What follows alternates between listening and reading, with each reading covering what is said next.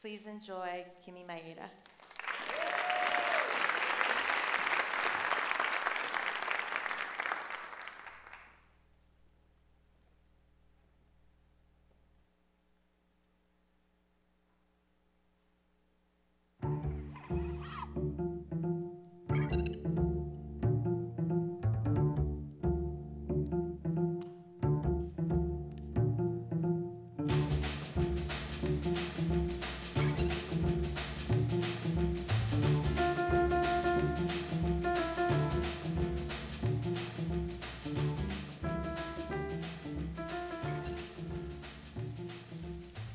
What would you save if your house caught fire in the middle of the night? Your computer? Or old photographs a little yellowed with age of people with bowl cuts and bell-bottom pants?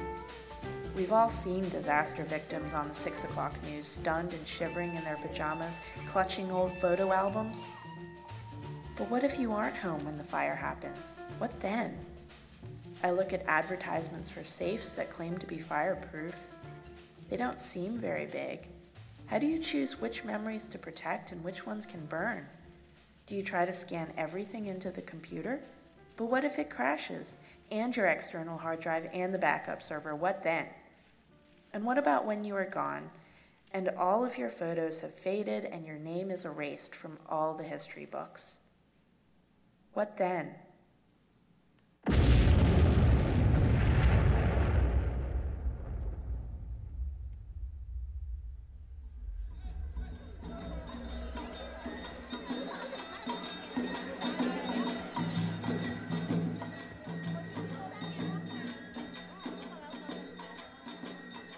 The Japan of my childhood is a hot, humid place hung with mosquito nets and lanterns.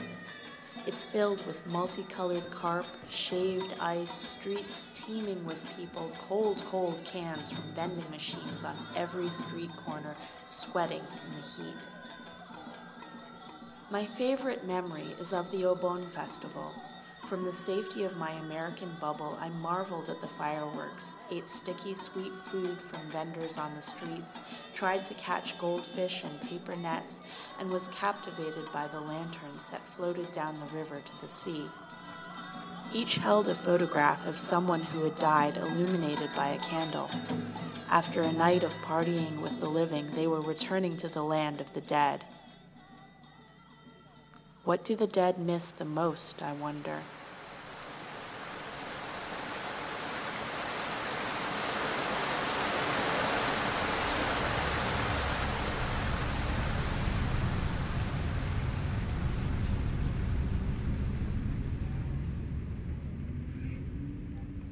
Have I told you about the turtle?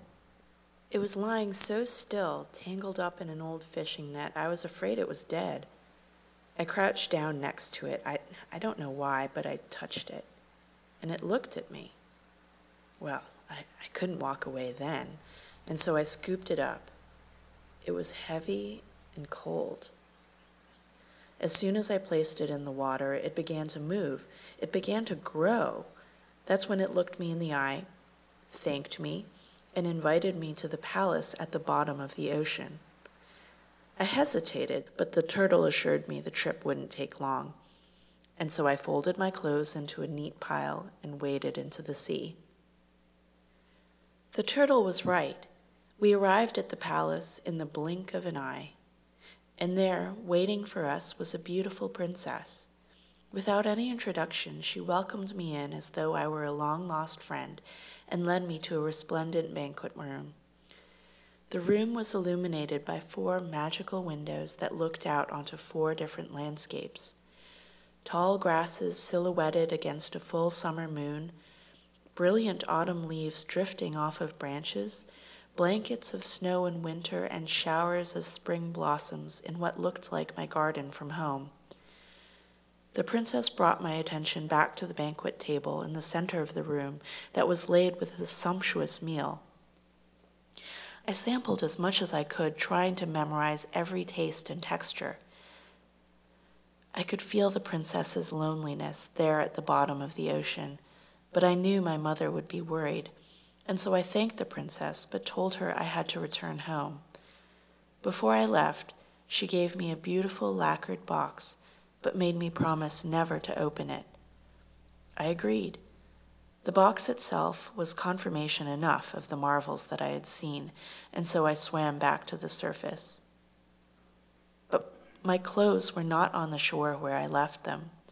The buildings on the shore were not where I left them. I ran through the streets trying to find something familiar. Panic was engulfing me when I finally asked some people where my house was. I told them my address, gave them my mother's name. Most had no idea, but an elderly woman looked at me, shook her head, and told me the woman I was asking about had died 300 years ago. Her daughter had disappeared, she said, her clothes neatly folded on the beach. No one knew what happened. She pointed across the way. I could barely recognize my house. I went inside and sat on the dusty sofa. All of my friends were certainly dead. I thought about the lonely princess down at the bottom of the ocean. The lacquer box was still in my hands, shiny and new and familiar in a way that my home no longer was. It was all I had, and so I opened it. And in that instant, my skin began to wrinkle, my hair turned gray, and my eyesight grew dim.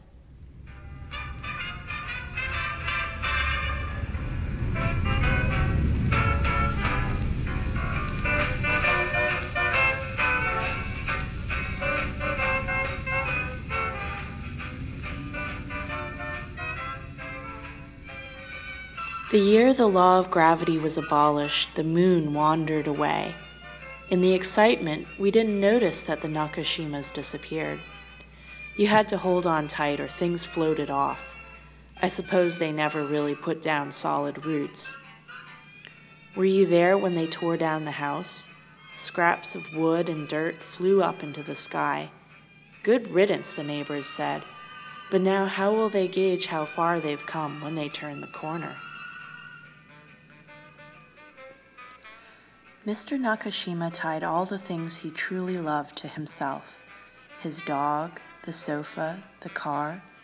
His wife kept worrying about everyone they left behind, but by that point they were somewhere over the ocean, far from home.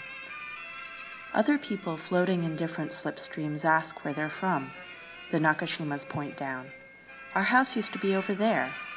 Eventually people stop asking. Mrs. Nakashima started out being very strict about their timetable. Breakfast at 8, lunch at 1, dinner at 7. But then the clock died and they just ate when they were hungry. I know you.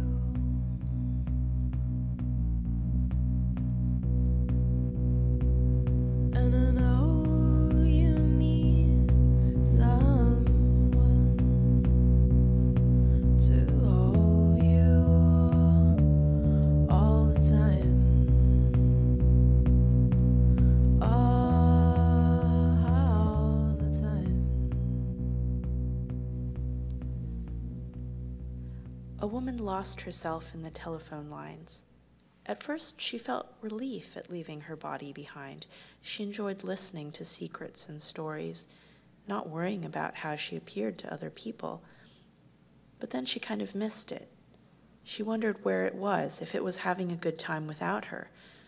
Once she thought she saw it on the subway, but when she looked up close, it was obviously someone else. She panicked a bit. Well, shoot, how am I going to become a famous artist now? While she could watch, listen, and remember, she couldn't actually create anything. She was nobody.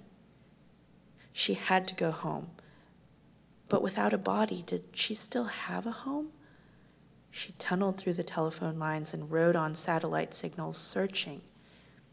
Soon, her memories started playing tricks on her. What she remembered of her home was different from what it had been. Even her memories of her body weren't the same. And since all that she was a memory, who's to say she was wrong? The seasons changed, life changed, and eventually she evolved into something entirely new.